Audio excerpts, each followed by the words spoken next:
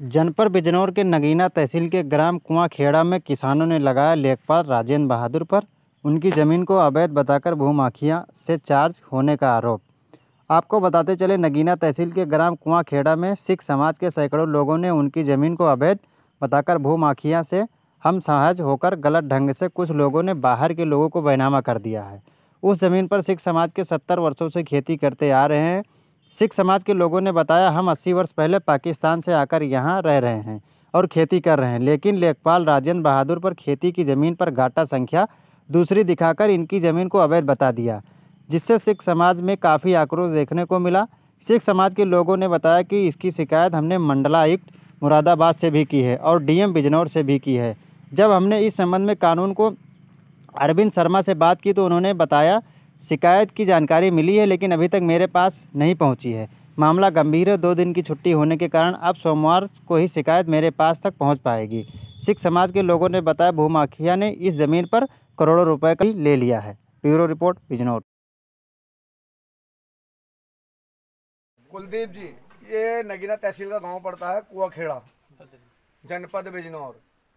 क्या समस्या है आप लोगों की?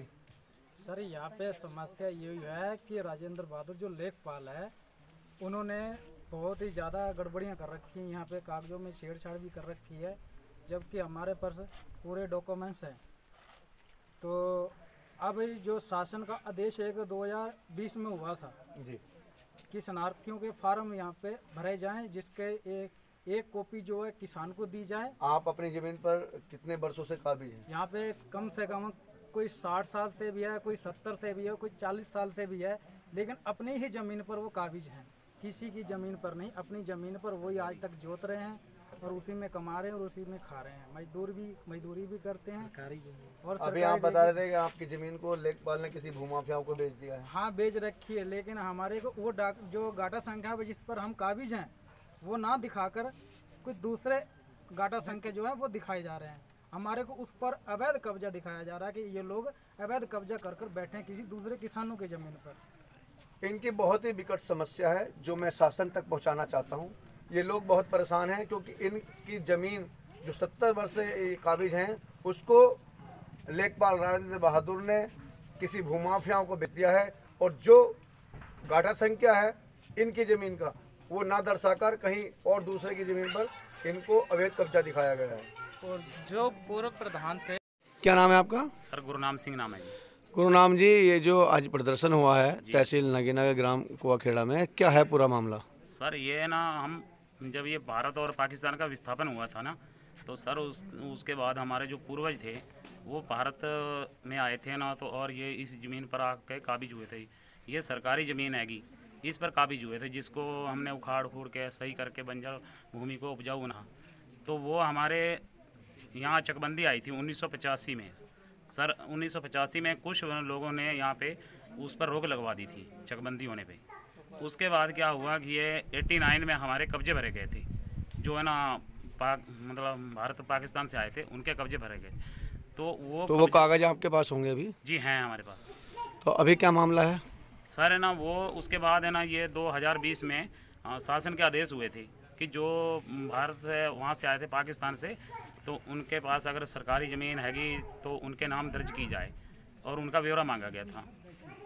तो सर है ना हमारे यहाँ कोई अधिकारी नहीं आया है ना, जिसका हमने अपने आप ही है ना ये परिश्रम करा और फार्म भरे थे, और फार्म जाके हमने तहसील में जमा करवा दिए थे।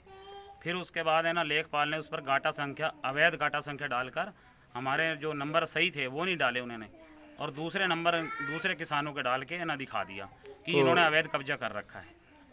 आपकी ज़मीन किसी भूमाफिया को बेच दी? ये जो हमारी ज़मीन थी ये और लोगों को बेच रखी, जो बाहरी हैं, जैसे कोटद्वार हुआ, काशीपुर के हुए, अन्य नगीना के हैं, कई लोग हैं जिन्होंने कई करोड़ों रुपए का लोन भी करवा रखा सर।